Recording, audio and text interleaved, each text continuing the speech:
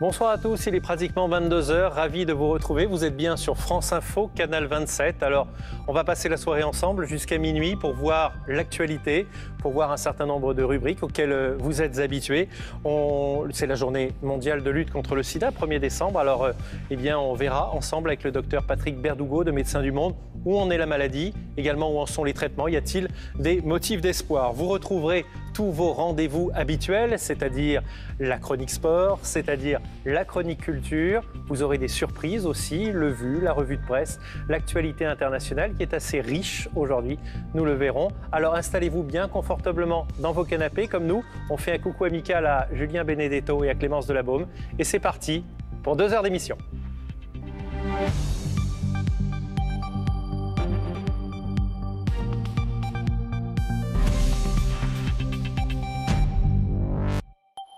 Reste de l'actualité en revue avec vous, Camille Grenier. Et avec vous, Alban. Bonsoir à tous.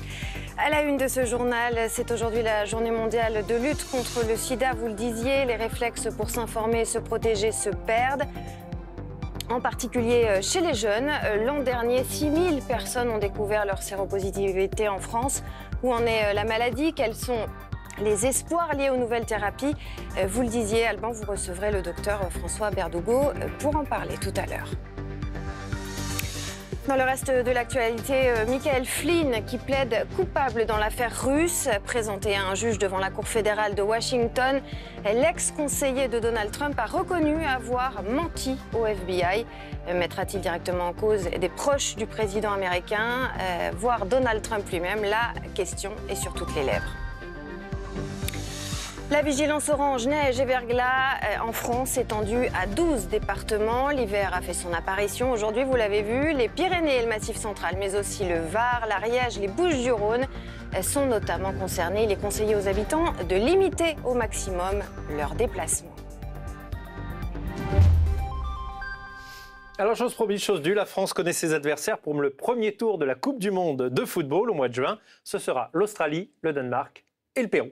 Exactement, Alban. Le match d'ouverture de la Coupe du Monde de foot, ce sera le 14 juin à Moscou.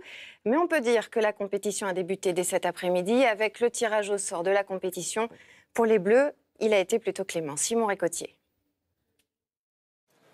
Didier Deschamps a la réputation d'être chanceux. Et cette fois encore, le sélectionneur des Bleus s'en sort bien. Il voulait éviter l'Espagne, c'est chose faite.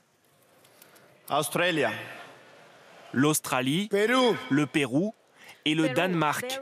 3 footballs différents et un groupe à la portée de la France qui part favorite de ce premier tour. Oui,